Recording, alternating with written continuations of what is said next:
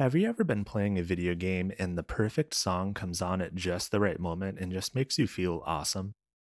Or perhaps a track comes in that brilliantly underscores an emotional scene. Or maybe you're playing a rhythm game and it's got a lot of songs that are just a blast to play and listen to. These are all just a few signs that a game has a great soundtrack. But what makes a great soundtrack anyway? And what does the process of putting one together look like? And why is it important? Let's talk about it.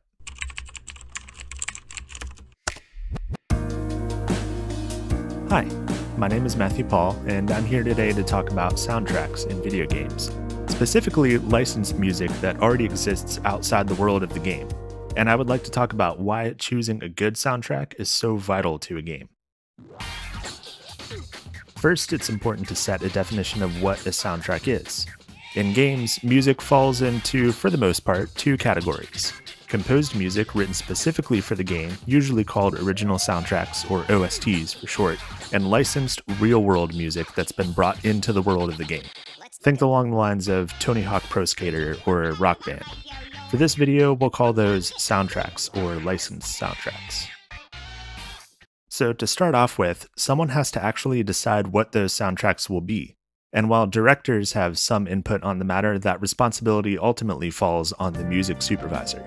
The job of a music supervisor, according to Berklee University, is to artfully select and license pre-existing songs and recordings for use in movies, television shows, and video games. To be kind of a sommelier of music, pairing a scene with a perfectly complementary song. And when it's done well, it can really cement a scene in your brain with a song tied to it. A common example I see of this is in Red Dead Redemption, where Jose Gonzalez's Far Away plays as you ride into Mexico on horseback for the first time. Fans of the game point back to this as a standout moment in an already fantastic game, yet it would have felt not bad but completely different if another song was used in its place, whether it was licensed or written for the game. The music supervisor and the director likely wanted this scene to have a heavy impact and thought that the best way to do that was through a song. And it worked. Pull people on what the best uses of licensed music are in a game, and I'm sure many would point back to arriving in Mexico in Red Dead Redemption. It sticks out and stays in your mind because the music supervisor and the game director worked together to create that moment for the player. And that's not to say that the music supervisor is the key ingredient here. Behind every impactful scene in a game is an army of artists working to make sure the lighting, the audio, the environment, the writing, and storytelling are all working together to create that moment. The perfect song is icing on the cake, but as good as icing is, the cake underneath is equally important. So now that we've established what a soundtrack is and what a music supervisor does, let's talk about what goes into a great soundtrack. Now, you might think that maybe a great soundtrack is subjective, and you wouldn't be completely wrong, but I would also say that's not entirely true. I think there's a couple different things that come together to make a great soundtrack. A great soundtrack should fit the project and elevate the aesthetic. Take Tony Hawk Pro Skater and look at its aesthetic. It is grungy, tattered, and rooted in 90s skate culture. So naturally, the soundtrack is full of punk rock, rap, and heavy metal. Or Life is Strange, set during the school year in the Pacific Northwest. This game's melancholy and youthful vibe is bolstered by indie and alternative bands like Bright Eyes, Mogwai, and Local Natives. Then there's the 2010 cult classic Alan Wake, which is a psychological thriller inspired by TV shows like Twin Peaks and The Twilight Zone. It even goes so far as to be structured like a TV show. The game is divided into 6 episodes, each with their own plot dynamics and cliffhangers that you would expect from prestige television. And one of the trappings that comes with that style and direction is having licensed songs play over the credits of each episode. In the case of Alan Wake, these credit songs are performed by artists like David Bowie and Nick Cave and the Bad Seeds. These artists and songs fit not only what happens in the episodes and serve as fitting credit songs, but they also serve to add to the overall atmosphere of a surreal television show. But having a unified aesthetic or direction doesn't mean all the songs have to all be in the same style. Another thing I think is really important to a great soundtrack is diversity. I mentioned Tony Hawk Pro Skater earlier, and while it has an overall punk rock skater aesthetic, the soundtracks to these games aren't just all punk rock all the time. That'd be exhausting. They also include genres that carry some of the same themes and ethos of punk rock, genres like rap and hip-hop, featuring artists like NWA, A Tribe Called Quest, and Cannibal Ox, to name a few. Soundtrack diversity can also swing the wrong way, though. One of my favorite racing games, Burnout Paradise, unfortunately has this problem. The soundtrack weaves its way through alternative subgenres like pop punk, emo, and even a little bit of metalcore, with seemingly little regard for how these songs fit together and enhance the West Coast feel of the game.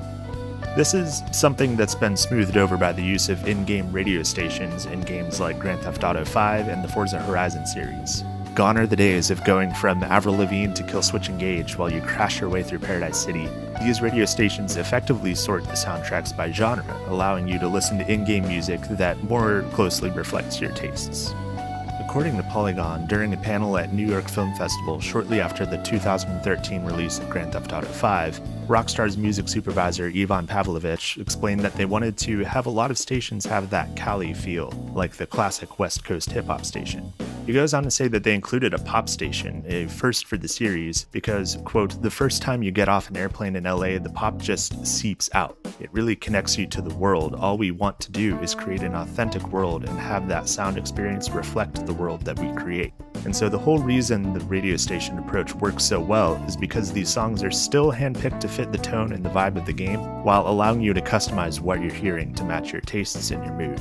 And this all helps to sell you on a feeling of immersion, like Pavlovich said about Grand Theft Auto. But that's not all a great soundtrack is good for. If it's done well, it can connect you to a game. Like that standout moment from Red Dead Redemption, a well-placed song can create that moment of beauty where you recognize that you're taking in something special, something that leaves a mark on you that you can look back on and reminisce.